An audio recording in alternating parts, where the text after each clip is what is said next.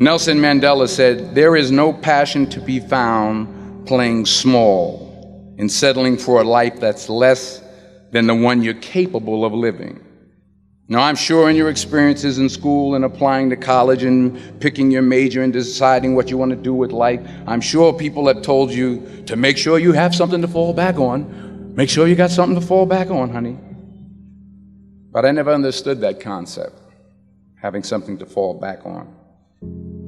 If I'm going to fall, I don't want to fall back on anything except my faith. I want to fall forward. I figure at least this way I'll see what I'm going to hit. Fall forward. This is what I mean. Reggie Jackson struck out 2,600 times in his career, the most in the history of baseball. But you don't hear about the strikeouts. People remember the home runs. Fall forward. Thomas Edison conducted 1,000 failed experiments. Did you know that? I didn't know that. Because the 1,001st was the light bulb. Fall forward. Every failed experiment is one step closer to success. You've got to take risks, and I'm sure you've probably heard that before, but I want to talk to you about why that's so important. First, you will fail at some point in your life. Accept it. You will lose. You will embarrass yourself. You will suck at something. There's no doubt about it. And I know that's probably not a traditional message for a graduation ceremony, but hey, I'm telling you, embrace it, because it's inevitable. And I should know. In the acting business, you fail all the time. Early on in my career, I auditioned for a part in a Broadway musical. Perfect role for me, I thought, except for the fact that I can't sing. So I'm in the wings, I'm about to go on stage, but the guy in front of me, he's singing like Pavarotti. He's just, and he's just going on and on and on, and I'm just shrinking, I'm getting smaller and smaller. So they say, "Oh, thank you very much, and you'll be hearing from us." So I come out with my little sheet music, and it was Just My Imagination by the Temptations. That's what I came up with. So I hand it to the accompanist, and she looks at it and looks at me and looks out at the director and was like, "All right." So I start, I'm gonna sing. I'm like, "It's just my imagination once again, and then coming away with me." And I'm not saying anything, so I'm thinking I'm getting better. So I start getting into it. It was just my imagination. Running. They say, "Oh yeah, thank you very much, Mr. Washington. Thank you." So I assumed I didn't get the job. But the next part of the audition, he called me back. The next part of the audition is the acting part of the audition. Now I'm like, hey, okay, maybe I can't sing, but I know I can act. So they pair me with this guy, and again, I didn't know about musical theater.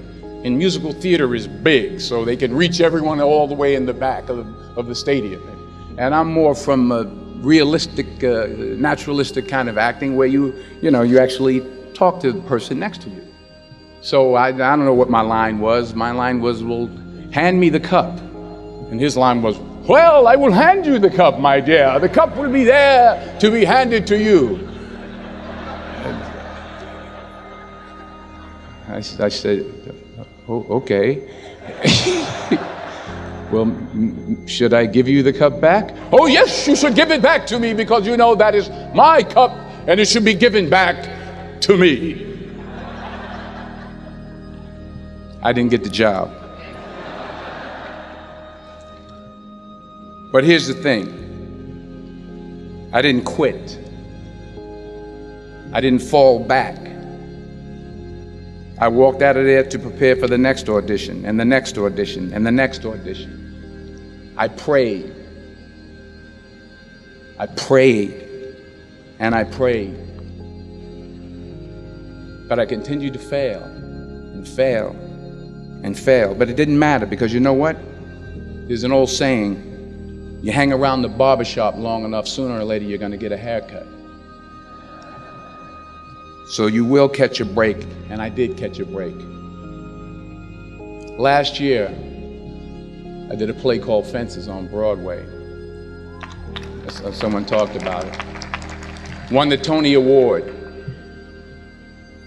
And I didn't have to sing, by the way. But here's the kicker. It was at the Court Theater.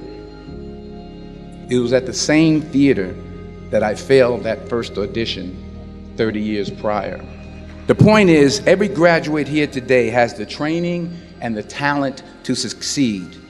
But do you have the guts to fail? Here's my second point about failure. If you don't fail, you're not even trying. I'll say it again. If you don't fail, you're not even trying. My wife told me this great expression. To get something you never had, you have to do something you never did. Les Brown's a motivational speaker. He made an analogy about this.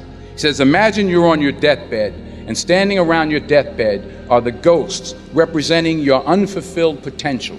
The ghost of the ideas you never acted on. The ghost of the talents you didn't use. And they're standing around your bed, angry, disappointed, and upset. They say, we came to you because you could have brought us to life, they say. And now we have to go to the grave together. So I ask you today, how many ghosts are going to be around your bed when your time comes? You've invested a lot in your education, and people have invested in you. And let me tell you, the world needs your talents, man, does it ever. I just got back from Africa like 2 days ago, so if I'm rambling on, it's because I'm jet lagged. I just got back from South Africa. It's a beautiful country, but there are places there with terrible poverty that need help. And Africa is just the tip of the iceberg. The Middle East needs your help. Japan needs your help. Alabama needs your help. Tennessee needs your help. Louisiana needs your help. Philadelphia needs your help. The world needs a lot, and we need it from you. We really do. We need it from you young people. I mean, I'm not speaking for the rest of us up here, but I know I'm getting a little grayer. We need it from you, the young people. So you got to get out there. You got to give it everything you got, whether it's your time, your talent, your prayers, or your treasures. Because remember this, you will never see a U-Haul behind a hearse. You will never see a U-Haul behind a hearse. You can't take it with you. The Egyptians tried it, and all they got was robbed.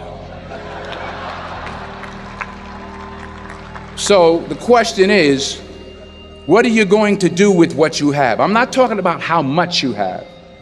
Some of you are business majors, some of you are theologians, nurses, sociologists. Some of you have money, some of you have patience, some of you have kindness, some of you have love. Some of you have the gift of long suffering, whatever it is, whatever your gift is. What are you going to do with what you have? All right, now here's my last point about failure. Sometimes it's the best way to figure out where you're going. Your life will never be a straight path. I began at Fordham University as a pre-med student. I took a course called cardiac I still can't say it. Cardiac morphogenesis. I couldn't read it, I couldn't say it, I sure couldn't pass it. So then I decided to go into pre-law, then journalism. And with no academic focus, my grades took off in their own direction. Yeah, down. I was a 1.8 GPA one semester, and the university very politely suggested that it might be better to take some time off. I was 20 years old. I was at my lowest point. And then one day, and I remember the exact day, March 27th, 1975, I was helping my mother in her beauty shop. My mother owned a beauty shop up in Mount Vernon. And there was this older woman who was considered one of the elders in the town. And I didn't know her personally, but I was looking in the mirror, and every time I looked at the mirror, I could see her behind me, and she was staring at me. She just kept looking at me. Every time I looked at her, she kept giving me these strange looks. So she finally took the dryer off her head and she said something I'll never forget. First of all, she said, "Somebody give me a piece of paper. Give me a piece of paper." She said, "Young boy, I have a prophecy a spiritual prophecy. She said, you are going to travel the world and speak to millions of people. Now, mind you, I'm 20 years old, I'm flunked out of school. In fact, like a wise ass, I'm thinking to myself, maybe she's got something in that crystal ball about me getting back into school next fall. But maybe she was onto something, because later that summer, while working as a counselor at a YMCA camp in Connecticut, we put on a talent show for the campers. And after the show, another counselor came up to me and asked, have you ever thought about acting? You're good at that. So when I got back to Fordham that fall, I got in and I changed my major once again for the last time. And in the years that followed, just as that woman prophesied, I have traveled the world and I have spoken to millions of people through my movies. Millions who up till this day couldn't see me, who up till this day I couldn't see while I was talking to them, and they couldn't see me, they could only see the movie. They couldn't see the real me. But I see you today, and I'm encouraged by what I see.